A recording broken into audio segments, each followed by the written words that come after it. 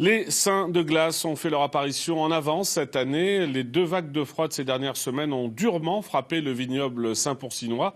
Près de 60% des vignes ont été touchées par le gel sur les 600 hectares que compte l'appellation. Un état des lieux avec Pascal Franco et Anne-Claire Huette. Ici, une parcelle de chardonnay qui n'a presque pas souffert. À quelques centaines de mètres, une parcelle de gamay presque entièrement ravagée par le gel.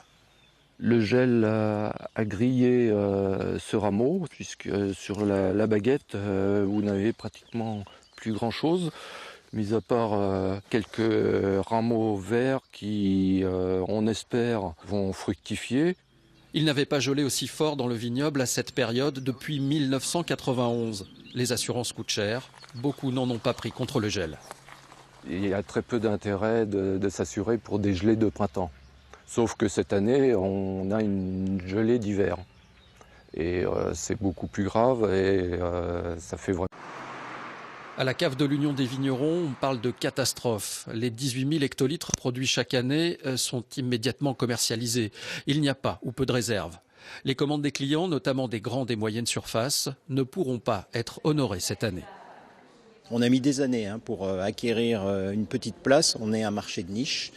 Donc considéré un petit peu en accessoire dans les rayons de vin. Et donc quand il n'y en a plus, ils mettent autre chose et après on frappe aux portes des grandes surfaces pour rentrer, mais on trouve porte close ou c'est très long. Seule consolation, beaucoup d'autres vignobles français sont dans la même situation, ce qui devrait commercialement limiter un peu les dégâts.